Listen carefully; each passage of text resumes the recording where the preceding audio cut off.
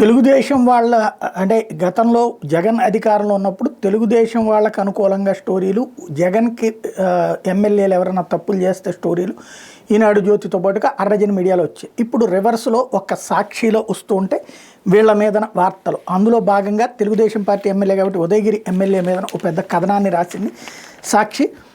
కూటమి ప్రభుత్వం అధికారంలోకి వచ్చి తెలుగుదేశం ఎమ్మెల్యే సహజ వనరులు దోపిడీ షురూ చేశారు. ఇసుక, గ్రావెల్, క్వాడ్జ్, మెటల్ దోచేస్తూ నేతలు తాజాగా అగ్రిగోల్డ్ భూముల మీద కన్నేశారు. పొట్టి శ్రీరాములు నెల్లూరు జిల్లా వరికుంటపాడు మండలంలో వందలాది ఎకరాల్లోని జామాయిల కారణ అక్రమంగా నరికించి సొమ్ము చేసుకున్నారు. సాక్షాత్ ఉదయగిరి టీడీపీ ఎమ్మెల్యే కాకల సురేష్ కార్యాలయం నుంచే అక్రమ దందా పర్యవేక్షణ జరుగుతుండటంతో పోలీసు రెవెన్యూ యంత్రాంగం కూడా వారికి సహకరిస్తుంది.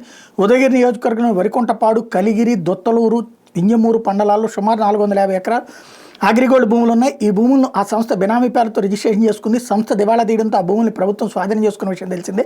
ఈ భూముల్లో జామాయిల్, మామిడి, ఎర్రచందనం, శ్రీగంధం తదితర మొక్కలు ఉన్నాయి. గత వైఎస్ఆర్సీ ప్రభుత్వంలో ఈ ఆస్తులు అన్యాక్రాంతం కాకుండా అందులో ఉన్న విలువైన సంపద చోరీ కాకుండా తగిన జాగ్రత్తలు తీసుకుంది. ఎన్డీఏ కూటమి ప్రభుత్వం రాకతో తెలుగుదేశం నాయకులు వరికంటపాడు పంచాయతీ పరిధిలో ఉన్నటువంటి భాస్కరపురం, జంగారెడ్డిపల్లి, కనియంపాడు గ్రామాల అగ్రిగోల్డ్ భూములను దాదాపు 10 కోట్ల విలువ చేసే జామాయిల కర్రను నరికించి విక్రయించి సొమ్ము చేసుకుంటున్నారు. భాస్కరపురం రెవెన్యూలో 69 నుంచి 112 వరకు పలు సర్వే నెంబర్లో సుమారు 140 ఎకరాల అగ్రిగోల్డ్ భూములు బినామీ పేర్లపై ఉన్నట్టు సమాచారం. రెవెన్యూ రికార్డులు ఎక్కడ అగ్రిగోల్డ్ ఆస్తులుగా నమోదు కాలేదు. పైగా ఈ భూములు ప్రభుత్వం స్వాధీనం చేసుకున్న అగ్రిగోల్డ్ సంస్థకు చెందినట్టుగా తెలిపే సూచక బోర్డులు కూడా ఏర్పాటు చేయలేదు. దీంతో స్థానికులకు, రెవెన్యూ అధికారులకు తప్ప మిగతా వారు ఆ భూములు గుర్తించలేదు. దీన్ని ఆసరా చేసుకున్న ఒక అధికార ప్రజాప్రతినిధి రెవెన్యూ పోలీసు అధికారులు మేనేజ్ చేశారు. ఎవరైనా ఆ విషయం గురించి రెవెన్యూ అధికారులను అడిగితే అవి ప్రైవేటు వ్యక్తులకు సంబంధించిన భూములు అని చెప్పి తప్పించుకుంటున్నారు. విషయం తెలిసిన స్థానికులు ఎవరైనా ప్రశ్నిస్తే అక్రమ కేసుల పేరుతో భయపెడుతున్నారు. వరికుంటపాడు పంచాయతీ పరిధిలో ఉన్న అగ్రిగోల్డ్ భూములు సుమారు 12,500 టన్నుల వరకు జామాయిల కర్ర ఉందని అంచనా.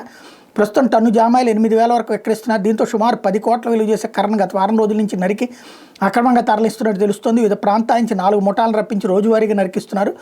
అగ్రిగోల్డ్ భూముల్లో జామాయిల కలప నరికివేత విషయం తెలిసి వైఎస్ఆర్సీపీ నేత ఒకరు ప్రశ్నించగా పోలీసు తరహాలో బెదిరింపులు వెళ్లాయి. ఈ విషయం వెలుగులోకి తెచ్చినా అడ్డుకున్న నాన్ బెయిలబుల్ కేసులు నమోదు చేయించి జైలుకు పంపిస్తామంటూ బెదిరింపులు వచ్చాయి. తాజాగా స్థానిక టీడీపీ ఎమ్మెల్యే కార్యాలయం నుంచే పర్యవేక్షణ జరుగుతుండటంతో పాటు 10 రోజులుగా ఒక ప్రణాళిక ప్రకారం అధికారులకి, నాయకుల్ని మేనేజ్ చేసుకుని పక్కగా జామాయిల కర్రను నరికించేసి విలువైన సంపదను దోచుకుంటున్నారన్నటువంటి వార్తని హైలైట్ చేసింది.